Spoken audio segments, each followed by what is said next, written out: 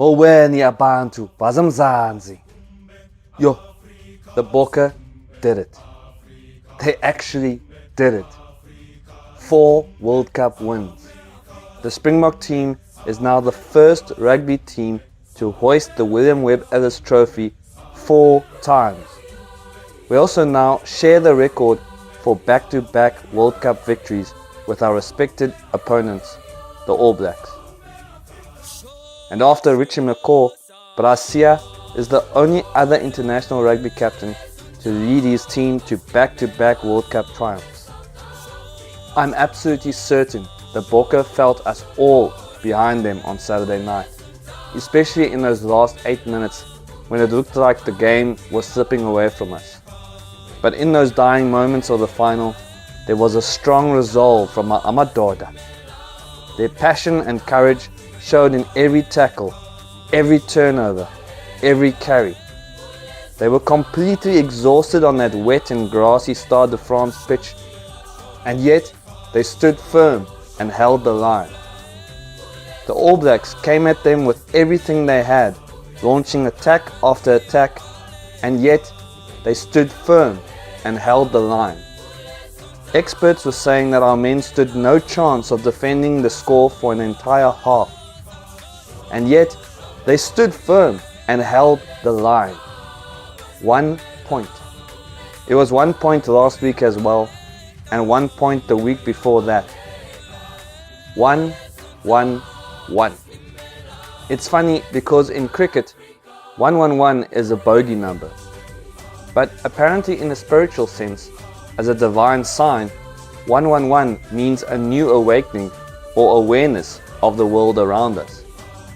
It's the invisible force that awakens our higher consciousness.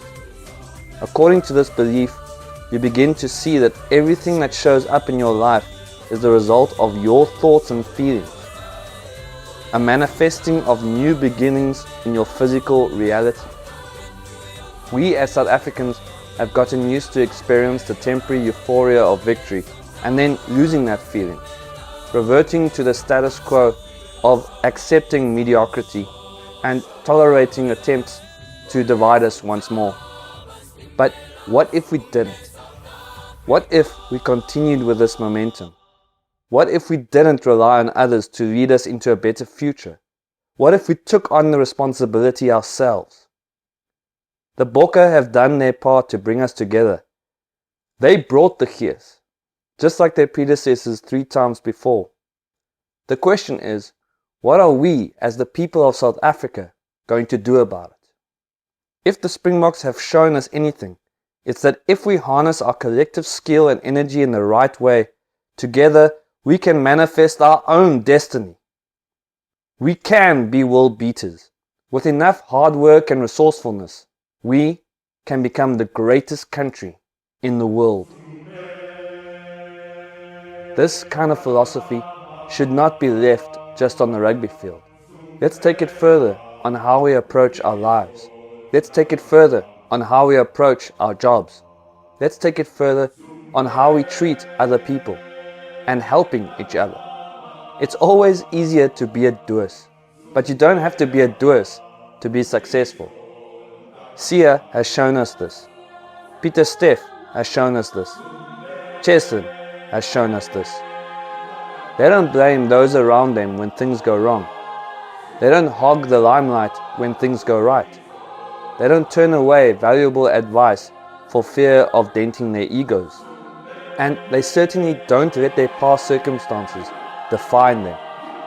The Springboks embrace their history, no matter how complicated and traumatic it may be. But then they also look ahead to create their own history. And that's what they've been doing for the last 5 years. My fellow South Africans, let's not take this moment lightly. This is the moment for us as South Africans, from all walks of life, from all corners of the globe, to stop chasing the sun and to start basking in it. What you think to be impossible is possible. We know this. But do we believe it? Let's not fool ourselves. The joy of a World Cup victory, or even 4 World Cup victories, is not enough to wash away all the problems of this country. We still have one of the highest crime rates in the world. We still have this unnatural scourge of violence against our women and children. We still have an expanded unemployment rate of 42.4%. We still have children going to bed hungry at night. We still have teachers in primary and secondary education drowning in work as they try their best to prepare an undereducated youth for a life after school. We still have load shedding. We still have all these problems and many more. But at the same time, we as a nation can't just sit back and let these problems consume us. We need to do something about it. We can't rely on others to do it for us.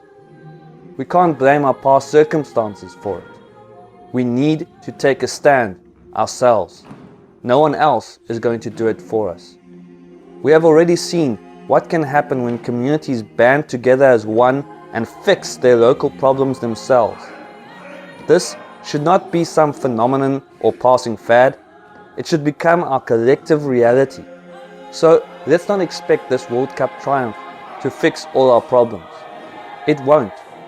Rather, let's expect it from ourselves, from our actions, how we act with each other. Honestly, a smile can go a long way in lifting someone's spirits.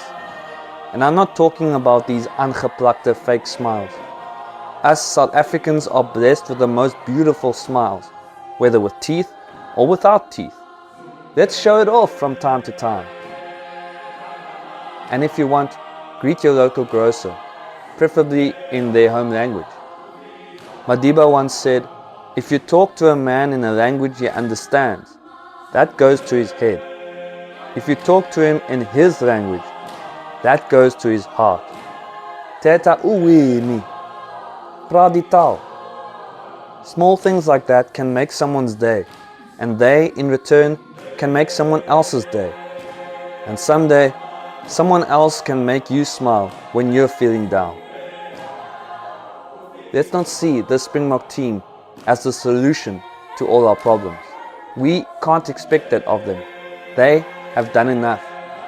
Let's rather see them as the spark for a new beginning, the better future we have dreamed about for so long. So many before us have sacrificed everything for that dream. They made history to get us to a point where we could live as one nation with the freedom to choose our own destiny. It's about time we, all of us, earn that freedom. It's about time we make our own history. Let's make sure we are on the right side of it.